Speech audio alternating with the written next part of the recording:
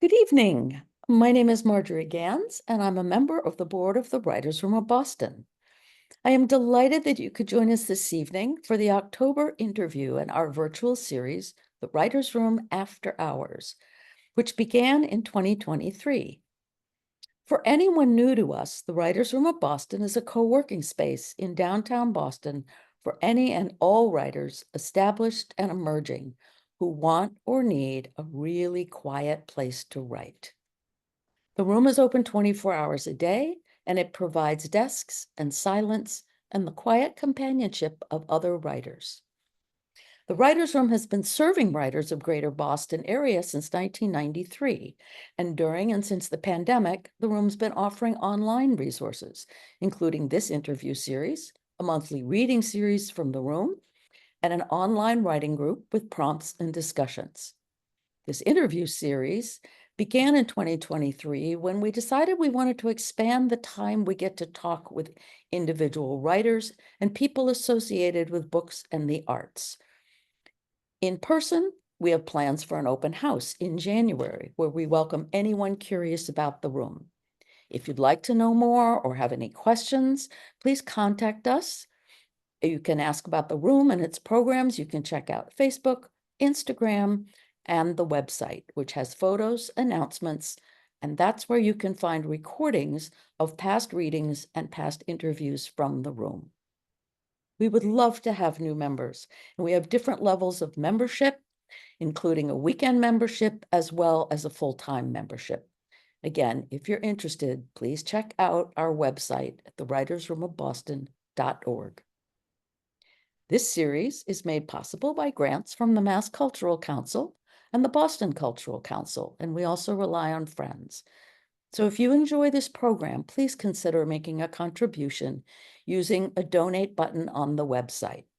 Also, we will be recording this reading, and a replay will be available through our website.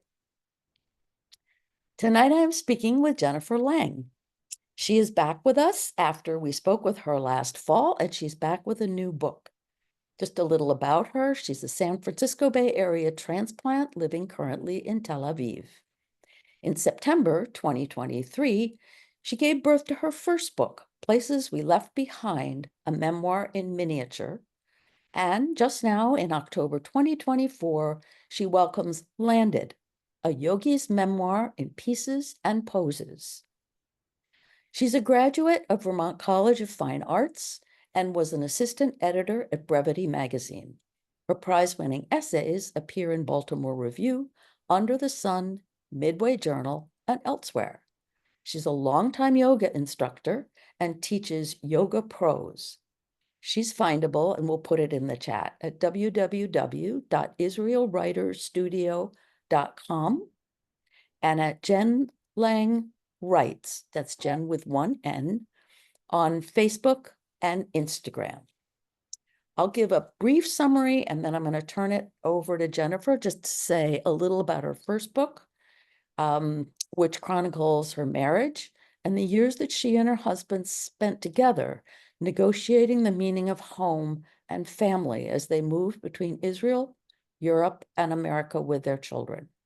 This is an important theme for her, and it will come up and we will talk about it. She also has a number of shorter pieces that explore a similar territory, and all her work rests in the context of how family and home change and evolve in the midst of wider world events.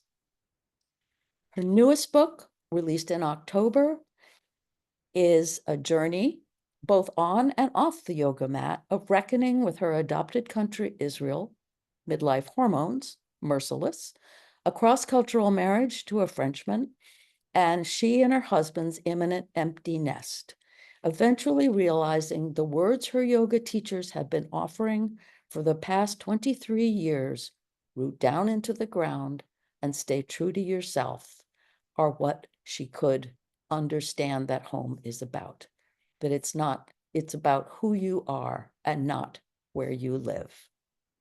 So that is the start of my introduction. And Jennifer, would you like to say a few words of introduction of your own, about yourself, about your books, about what's been really important to you? Sure. Thank you for having me again. So yes, 13 months ago, I gave birth to Places We Left Behind. And this is a story that they're both memoirs. This one is 1989 to 2011. And it ends and leads really directly into this beautiful cover, Landed, a Yogi's Memoir in Pieces and Poses, which starts in 2011 upon landing in Israel. And it is a 7-year story that also flips back in time. And I would say that the defining element of both books, or the common thread, if you will, besides theme, is what I do to the text. They're both written in what I call playful prose. And I'm realizing that with age, there's been a a rebelliousness in me that's been like bubbling forward, and so that has a lot to do with my identity and the issues at stake in the story. But it also, I think, found its way into the prose. This kind of like, don't tell me how to write. I know how to write. I know the grammar rules. I know what I can and cannot do, and I'm going to do it differently. So I'm not a risk taker, but it turns out I like taking some risks. Well, say a little more about then what you do differently and what somebody might say, oh, this is how it should be done, or this is how it's always been done, and what you've chosen to do differently, and maybe a little about how that expresses what you in particular want to say. So in the first book, for example, the first chapter was a flow chart to show our really big, or my really big moves across oceans and countries.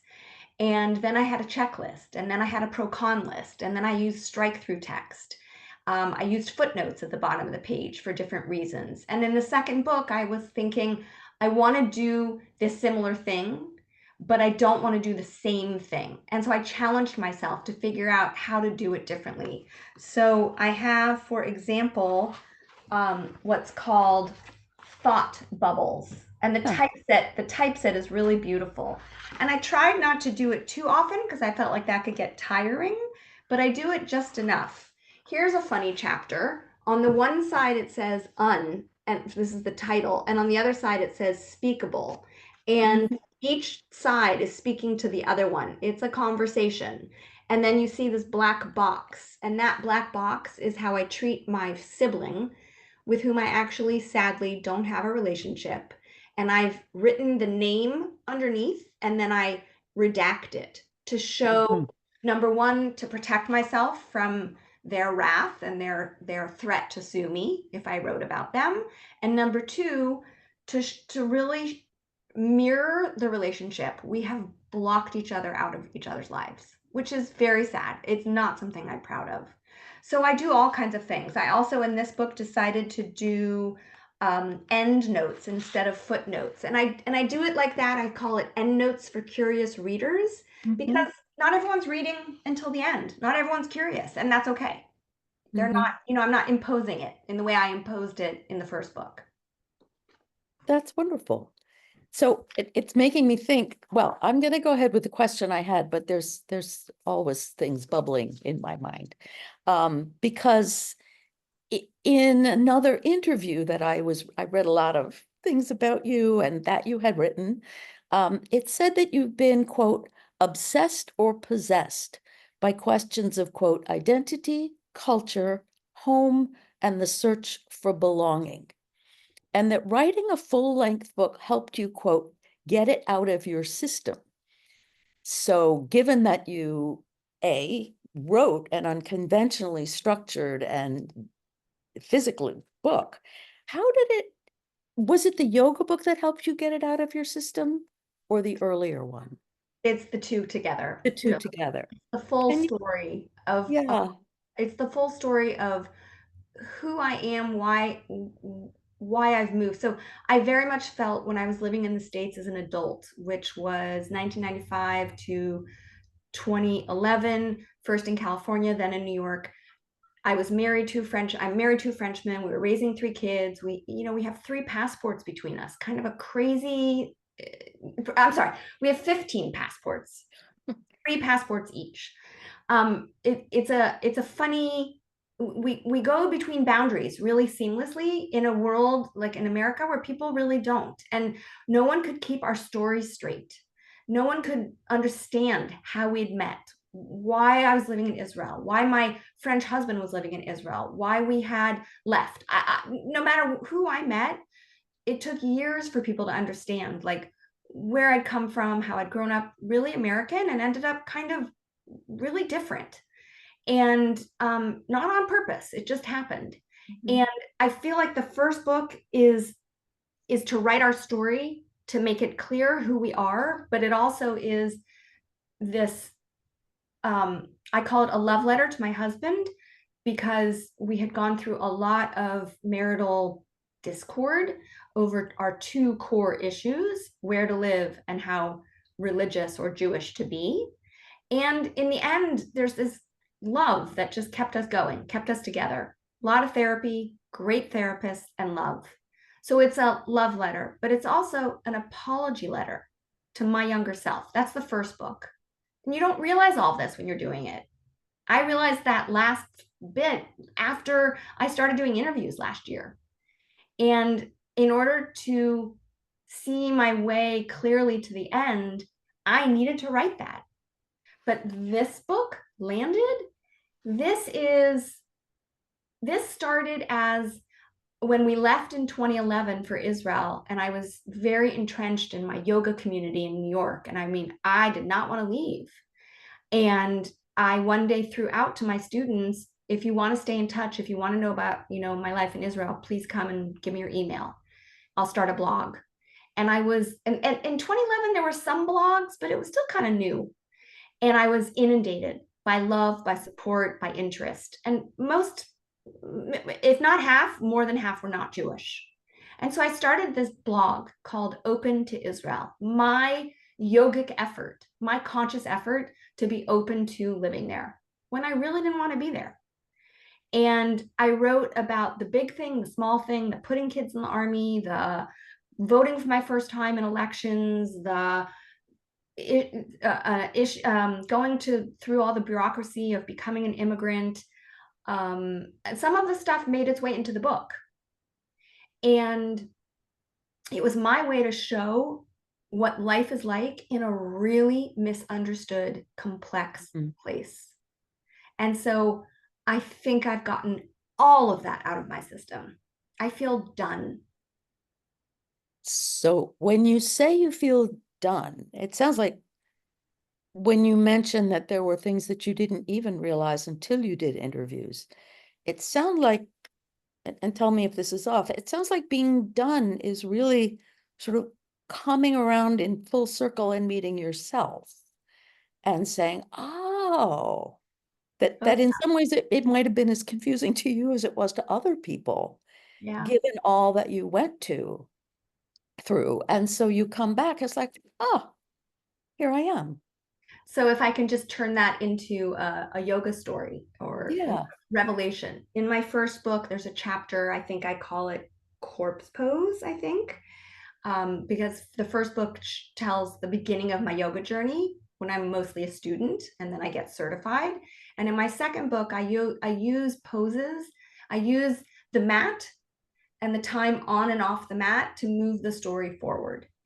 And people, reviewers and interviewers have been pointing out that by the end, when I get to the end and the last chapter is Shavasana, corpse pose, a pose that 20 plus years earlier, I never stayed for in class. I couldn't lie down and close my eyes and be quiet. And I felt like I had to leave class, and why pay a babysitter? And I had deadlines for work. And what was the point of this? And here I am 20 something years later, ending this whole story, this whole journey on the mat, lying down with my eyes closed. Like it's like self-acceptance. Mm-hmm. And That yeah, so it's that, right? And only when people have been pointing out to me how beautiful that is that I ended Mhm. there. It's like, wow, I didn't do that consciously, which is not a good thing to admit. Oh, I don't know. I'm a psychologist in my day job. You're welcome to admit that to me. I don't mind. Because I think the beauty of it is, I mean, self-acceptance, what you're saying is you knew who you were accepting. And Mhm. I think there's a way that people can accept themselves without necessarily knowing who they're accepting, and that's not always a bad thing either, but that you, through your writing and all this exploration of identity and home and your marriage and these moves, that when you were able to go into the corpse pose, maybe you knew that you'd get up again. I mean, I'm not sure, what that meant to you, but it certainly wasn't the end of your life. It was a place that you could stand still or lie still. Does that Mhm. seem Yeah, right? yeah, Yeah. Yeah. beautiful. And so I'm curious about home. And part of the reason I ask is a bit selfish. I was taking a photography class last year, and one of the assignments was to photograph home. And Mm. I felt my brain kind of shrivel, um, because it either shriveled or exploded. I don't know which, because the notion of home seems so big to me. And there's a way in which you think, oh, it's my apartment, it's my house, it's my studio. But it seemed to be so much more than that. And people seem to define it once we start talking about it so widely. And so, what picture do you take? And I'm curious because I think it is a fascinating concept. Say more about your explorations of home. I mean, I think I spent 20 something years looking for a physical place on the map. I think my husband and I, well, for him, it was very clear it was in Israel. For him, it was just the country of Israel. And for me, that was really, really not clear. And again, a struggle. And so the book is this 6 year up and down struggle only to understand, and we had only ever stayed anywhere in all of our 20 plus years of marriage, 6 years at max. We always moved somewhere after, by the 6 year mark, or by the 7 year mark, if you will. And when we stayed that seventh year, crazy stuff started to happen, good stuff. And I Hmm. started to understand what planting roots was like. And but it's much deeper than that for me. I am in a marriage where I was wearing a mask to raise children with a united Jewish front, to observe the Sabbath and keep kosher in a way like my husband does, because it felt really important that we do the same thing as we were raising children and educating them in schools where they were being taught all of these things. But I didn't believe in any of it. I didn't grow up with any of it. So for me, it felt like it felt forced. It felt unauthentic, inauthentic. It felt untrue. It felt like a mask. And COVID kind of took that language from me, which is, in that seventh year, I fully removed the mask. I Hmm. come in 2011 prepared to do it, but it took another 6 years because we were still raising kids, Mm-hmm. and I still had to show up in a certain way. And only when my younger girls got old enough was I fully able to take that complete step back and say, I'm a secular Jew. Mm-hmm. That was not me. That was a show, but a show that left me really, really uncomfortable in my own skin. So, home is what I found when I returned to myself fully after Hmm. 2.5 decades. So, would you describe home as much more centered in your identity rather than any physical place, or do they go together? Up until October 7th of 2023, I would have said it went together. Now I would say, the irony, the greatest irony for me of putting these books, specifically this second book, into the world after finally claiming Israel as home, is this feeling that, there's an existential war going on. And I feel vulnerable once again, like Mm. really deeply vulnerable. It's hard for me to answer that question. Yeah. Yeah. At the same time, has all the hard writing work that you've done give you more of a center and ballast in your identity, even as everything goes crazy. Absolutely. Thank goodness. Yeah. That says the non-believer, thank God. Yeah. Yeah. Yeah. And I mean, and age, right? That's also age. Yeah. You mentioned that a Yeah. minute ago too. I mean, how would you factor age into that? I mean, something happens in the 50s. You Mm, know, like there's this, well, so we had our kids, we were 28, I was 28, 31, 33 when I had my kids. So here I was entering 50 and I had kids who were old enough to, dot, dot, dot. I was very fortunate to leave the country for 2 years every 6 months to go to the States for low residency MFA. I mean, such a privilege. And because one, they were old enough, and two, my husband's amazing. He's more of a house husband in a way than I am. Um, that's not hard to admit. Um, and just being able to absent myself in a way, but also to absent myself to fill myself. And whether it was to take care of, be home in California to see my parents and take care of things with my parents, or to do this, pursue this writing career. But just my identity got stronger with age, the ability to say, I am separate from you, and this is what I do. This is what I do on Shabbat. This is what I do on Rosh Hashanah. mhm, I don't believe what my husband believes, and that's okay. It, mhm. it takes a really, really, really long time for that to be okay. Yeah, And I'm okay, and he's okay, and we're so much better for it. I bet. Yeah. Yeah. Um, so I'm going to shift gears a little bit and ask you more directly about your life as a yoga practitioner and how, just to talk about it a little bit, and how you came to write a book using yoga with all these themes that we've already been talking about. So I first stepped on a mat in 95. We were living in California. I had a 2-year-old, and a friend back in Israel before we had left in 94 had said to me, "You should try yoga." So that was just kind of in the back of my head. So I turned 30 years old. I was definitely wrestling with things, and probably just with turning a big number birthday. And I went to a yoga class, and I walked into this yoga class on a Wednesday morning from 9 to 11. I had no idea how long a class should be. And there were like 50 people, mat to mat, a half of inch apart from each other. And everyone's whispering in the room, "Is Rodney here? Is Rod back? Have you seen Rod? Is Rod on retreat? Did he get back from retreat?" And I'm thinking, where am I? Who's Rod? And in walks this dude, this gorgeous man named Rodney, who who looks like a gymnast, a ballerina. I'm not sure exactly what his past life had been. And he taught this class that rocked my world. He Hmm. used language that not the poses. It wasn't the poses that kept me coming back. It was the language he used, the language of rooting down, anchoring into the earth, grounding your feet into the floor, feeling your feet touch the earth, anchor yourself.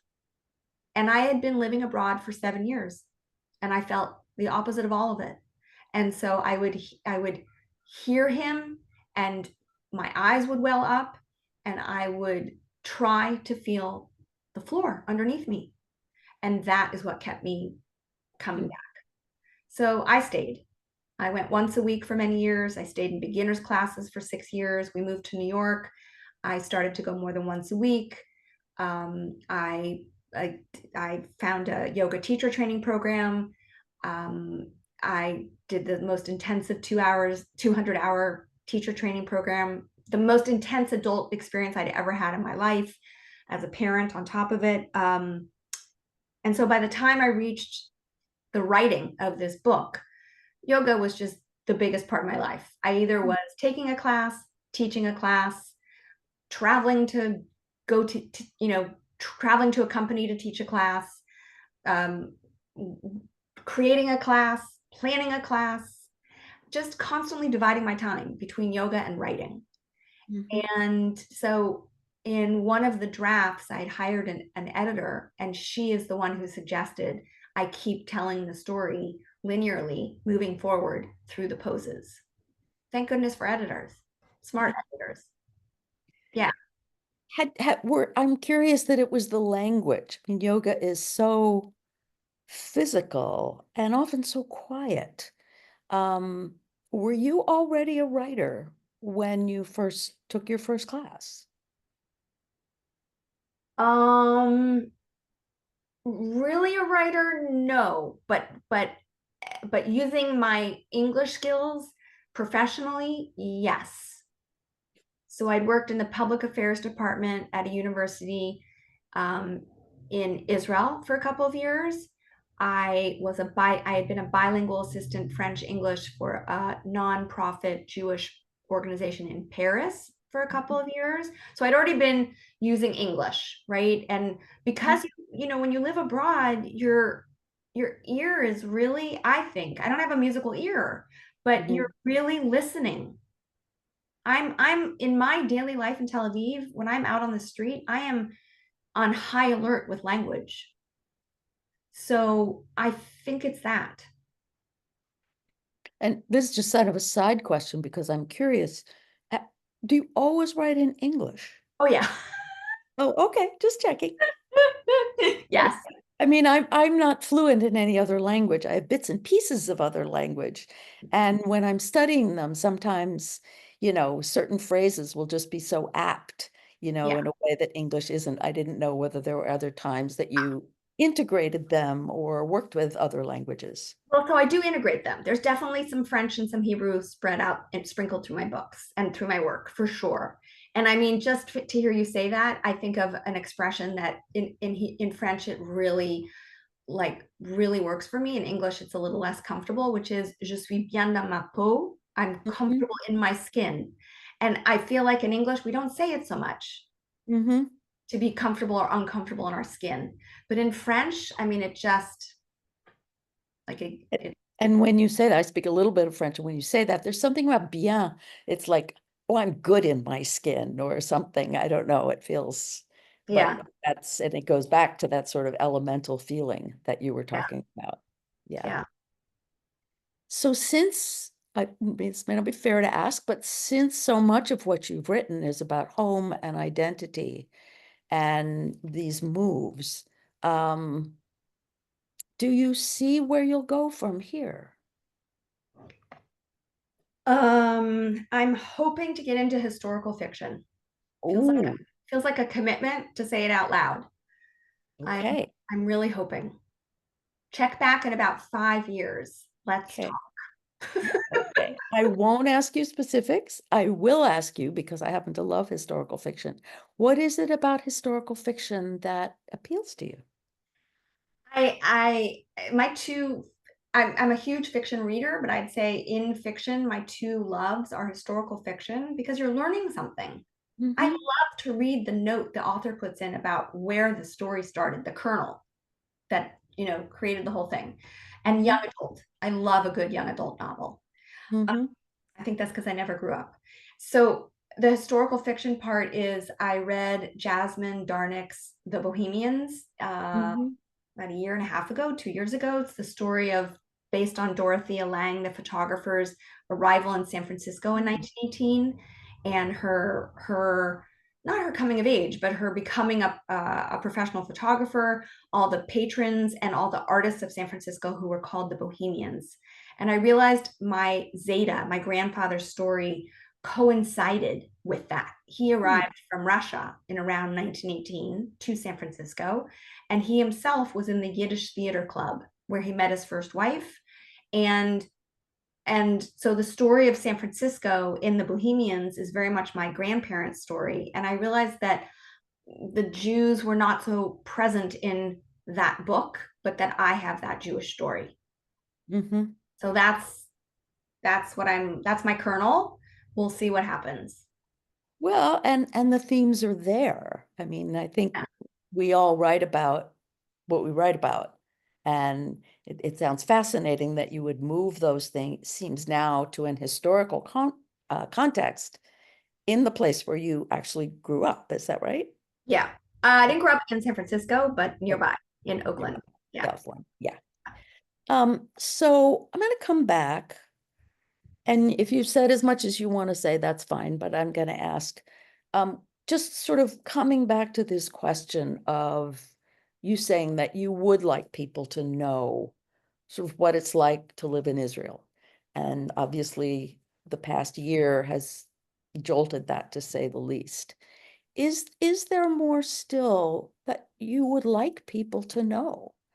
Um, and again, you don't, we talked about this, well, how much you wanted to go into this. This is Yeah, not a political discussion. I will make that completely clear. But yeah. just in terms of as a place to live, and I mean, we're going through turmoil here. It's not the same, but it certainly it has an impact on every individual, or most of us, I think. As a place to live, there are some beautiful, beautiful, beautiful aspects.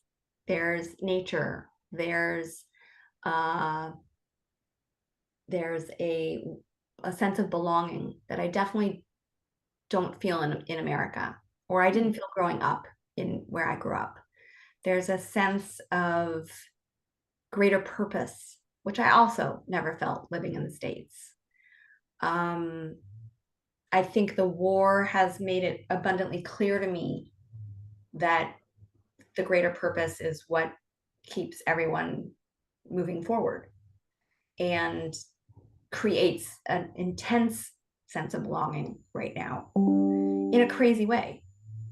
Um, I we live in Tel Aviv. We live like 15, 12-minute walk from the water, from the Mediterranean. It's just beautiful. Like that's my synagogue. Um, and then there's the chaos.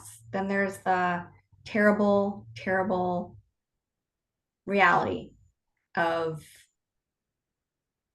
a status quo that I've written about in prior essays that must change in order to move forward. And I don't know how it's going to happen. Mhm.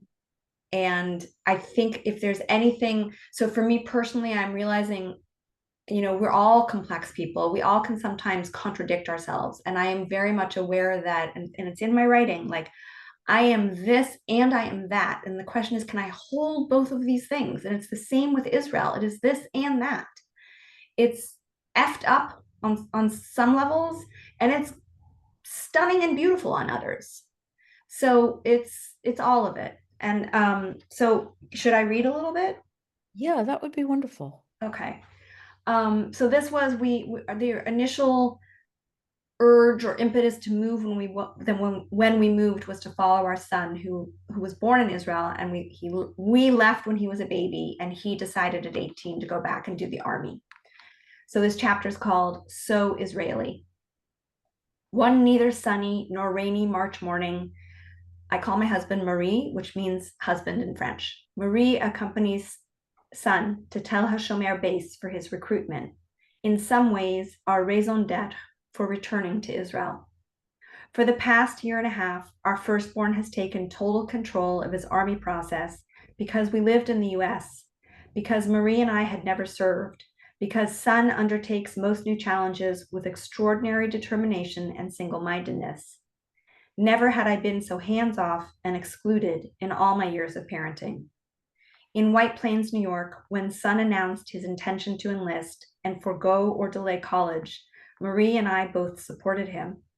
Neither one of us could envisage sending him off alone to a country that pampered its soldiers. We understood his longing to serve, even though he could have skipped it as an Israeli born Jew who lived abroad. Now, here, I stay home, too early and inconvenient, truthfully, too unbearable to watch my eldest leave. I use his sisters as my excuse. A few hours later, Marie returns, removes his shoes, clomps upstairs to the office. You should have come, he says. Everyone does. Brothers and sisters, parents, grandparents, even friends. They sit at picnic tables in the courtyard and eat breakfast, take pictures. It's a thing, like a party. So Israeli. Israeli as in family oriented, as in food related, as in celebratory. Israeli as in send your nonchalant teenagers clad in t-shirt, jeans, flip-flops, clutching their cell phones, and watch them transform into rule-obeying, respectful, uniformed conscripts. Israeli as in Marie and son for sure, daughter number one day, daughter number two maybe. but me, no way. So even today, I can tell you, I feel Israeli. That's that's the journey.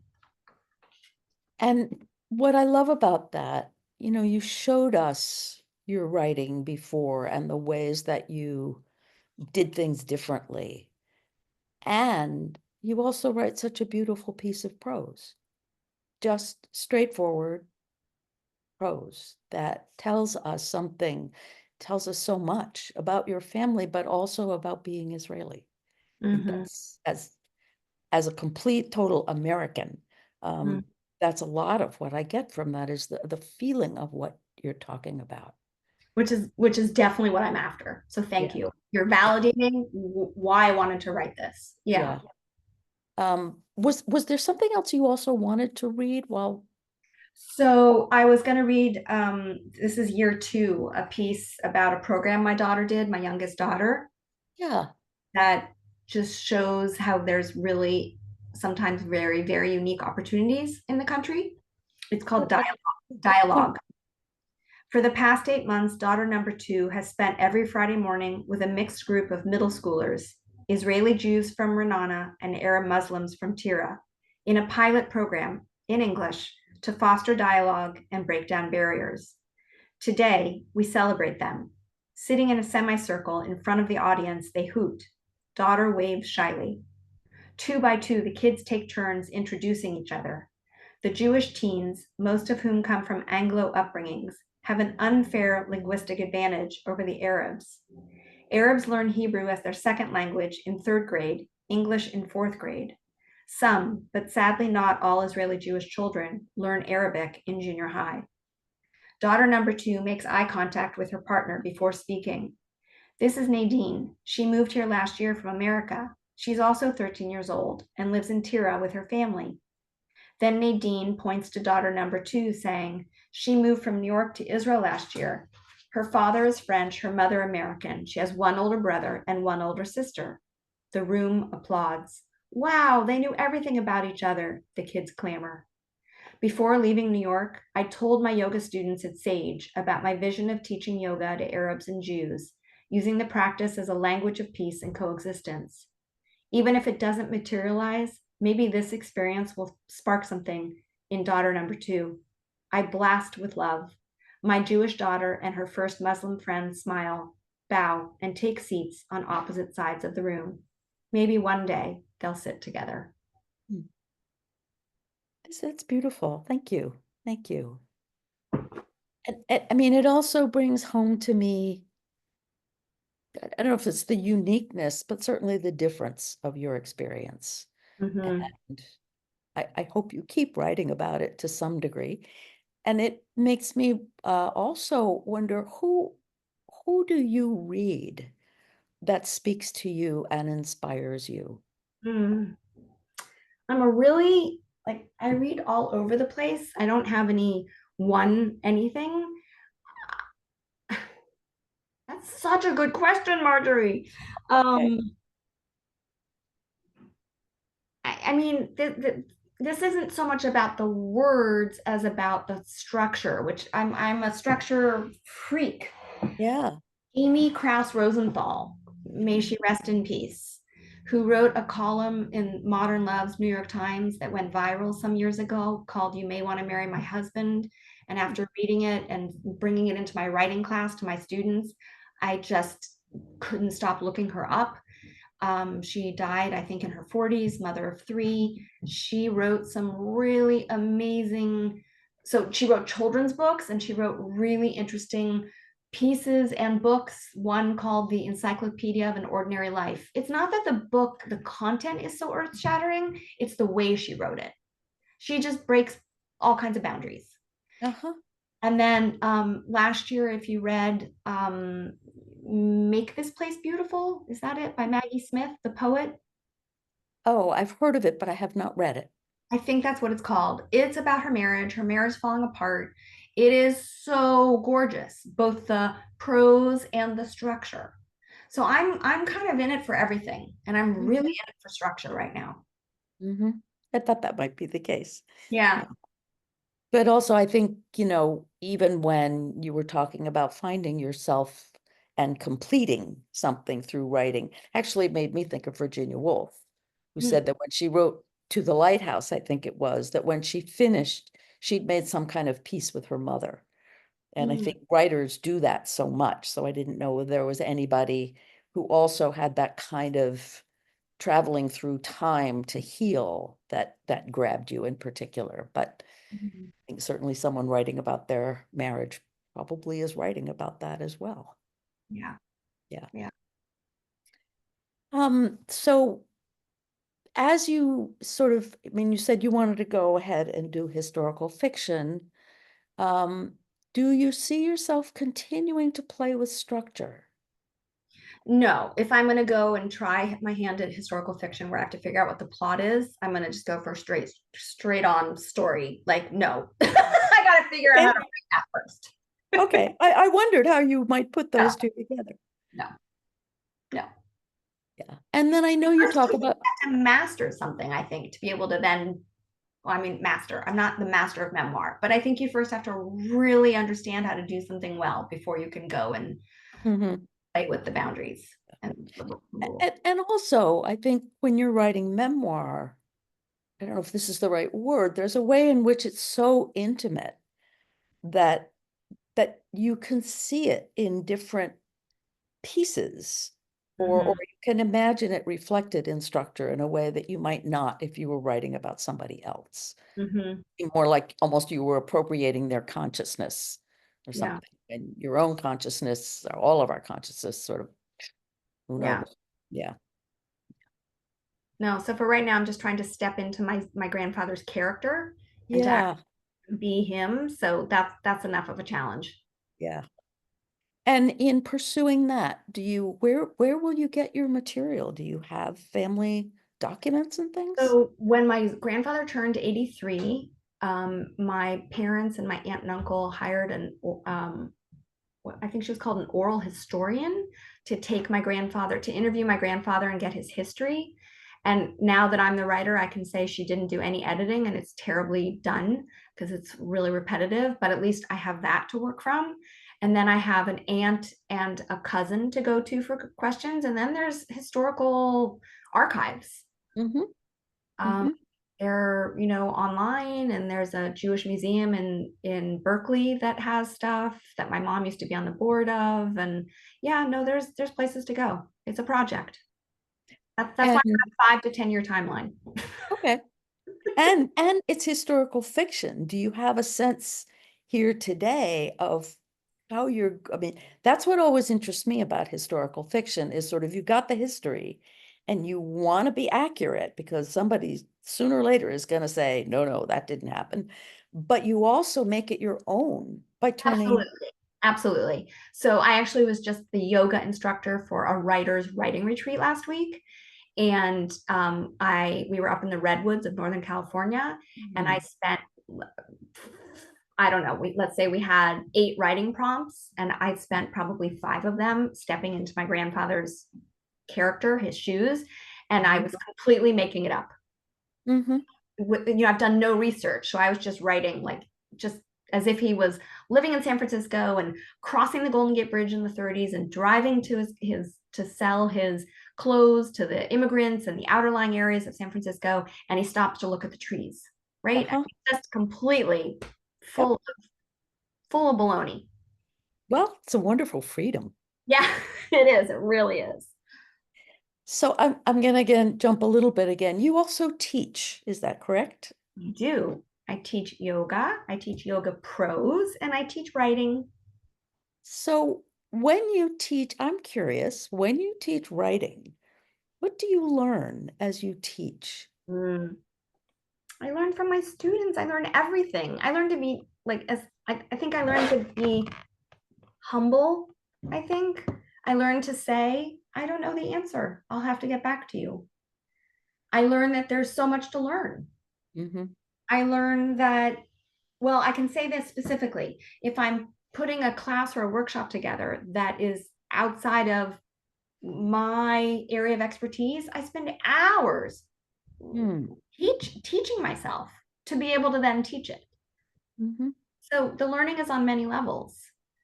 Um, it's it's kind of nonstop. I mean, I'm definitely self-teaching to be able to grow. Hmm. I don't have access to writing retreats in English. I don't have access, like I have to get on a plane to do anything. I don't have Right. access to a lot. So I have to learn it somehow. Hmm. Yeah. Hmm. And do you learn partly by reading? For sure. Oh Yeah. yeah, yeah, yeah, absolutely. And I learned a lot as an assistant editor at Brevity Journal. I mean, Hmm. that was a big learning curve. Just how within one sentence or paragraph you can know if a story is going to work or not. Hmm. And a short story, brevity is 750 words or less. So Right. it's all about making sure that that first sentence, let's say, is setting up the story for the reader to want to read more and to Hmm. know what's at stake. That's not a given. So yeah, Hmm. there's a lot that you can learn on every level for sure. Right. Right. So you see going ahead, historical fiction.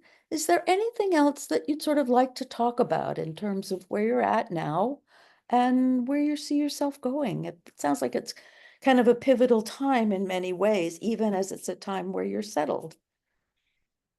Yeah.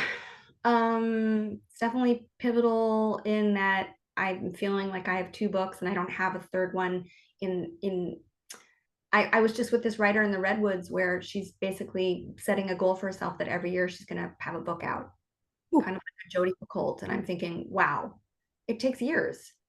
So yeah. I don't have that concrete, anything to put forward. I don't even have a new essay. I do have a new essay I've started, but Mhm.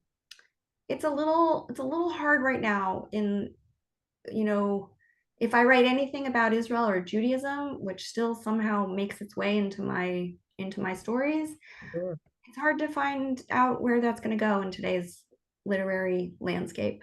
Mhm. It's not so easy to navigate right now. Mhm. I don't know whether you want to say a little more about that or not, or There's rather a than. lot of anti-Semitism in the literary world right now. There's a letter that just was on LitHub, 100 writers signing, um, not banning, censoring Israeli cultural institutions. Hmm. Yeah, not censor. What's the word?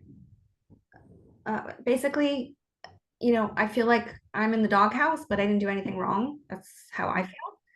Mhm. And, it'll be lucky if I get read and get published. That's how it Mhm. feels. Yeah. Will you go on writing, even if you're sort of writing kind of under the table? Yes. That for sure. That won't Mhm. go away. Yeah. That's deep in me now, like as deep in me as yoga. Not as Yeah. much time, but it's just as deep. I mean, it seems like, again, sort of going back to the core themes of identity and home, that those and they will turn up in your historical fiction. Um, that those are themes Yeah. that you will continue because you continue to grow, obviously, that you will continue to come back to, I would think, in different forms, no matter what. Well, it's so interesting to hear you say that because I would say that's my grandfather's story, right? As an Huh. immigrant in America, it's Yeah, it's the same. yeah. That's fascinating. I mean, did I connect that dot? No, but I thank you for connecting that dot. Well, I mean, I think it's true. I think, again, I mean, I write, but I also do photography. And I think one of the questions this photography teacher asked us is, basically, what is it that you keep taking pictures of over and over and over again? Yes. And you look back and you think, wow, take a lot of buildings. And then I think, oh, my parents were architects. Oh no, I didn't want that. Oh, wow. You know, but I think you also look back and you have been able to sort of say, this is what draws my attention. This is what really matters to me. Um, and then find various areas in which to express that. Yeah, Yeah. absolutely. Yeah. So we have a few more minutes left. Is there anything that I haven't asked you that, given that you've got these books, that one of them is just coming out now. Is there anything else you want to make sure that you say about them? No, I think your questions were phenomenal and Oh, very, very all-encompassing. okay. Yeah. Yeah. I mean, I think, you know, again, this theme of home and identity, and you've talked about, you've got so many different dimensions for that. But that even for those of us, I mean, I'm America, born and raised in America. I keep ending up on the East Coast even, you know. Um, but they still resonate in Mhm. terms of, do I live in this place or that place? And who am I when Yeah. I live in this place or that place? Yeah. And so that seems like so much of what, you know, who am I in France? Who am I in America? Who am I in New York? Who am I in California? And then who am I in Israel? Right. Yeah, Absolutely. yeah. I think the only thing I can possibly say is, if you get the book and you read the book, please leave a review on Goodreads, Amazon, Barnes and Noble. Independent authors, unknown authors really, really need those in numbers. And it's hard to keep asking people, to reminding people to do Mhm. that. It's crucial. Yeah. Okay, well, that's really good information because I don't think people always think that. No, right. You Yeah, learn it when you put a book into the world, just how yeah. important it is. Yeah. I also learned this. I took a webinar on Goodreads because I find it not so easy to navigate. It's more Hmm. important to leave a sentence or two. If you don't like a book, not to give it a bad like 1, 2, or 3 stars. If you can't give 4 or 5 stars, to just leave Uh-huh. a sentence or two and to skip the stars, I learned. Because the stars really affect the Oh, outcomes. Yeah, right, yeah, right. Yeah, I think people see stars and they think they know something. right, right, As right. they don't necessarily. Yeah, Yeah. But yeah. thank you. Well, I mean, I think we've covered an awful lot of bases. We're a little bit early. I don't see anybody in the Q&A. Um, but I hope you feel like you've been able to talk about things that you want to talk about. And again, if there's anything else you want to sort of add in, that we can do that. But I think you've done a wonderful job. And I think I'm really looking forward to, I love historical fiction. So I'm happy to wait 10 years for the book that comes out about it. I just hope I'm still alive in 10 years, but if I am, I'm looking forward to reading it. Thank you, Marjorie. Thank Okay, you so thank you much. very much and have a good rest of your visit.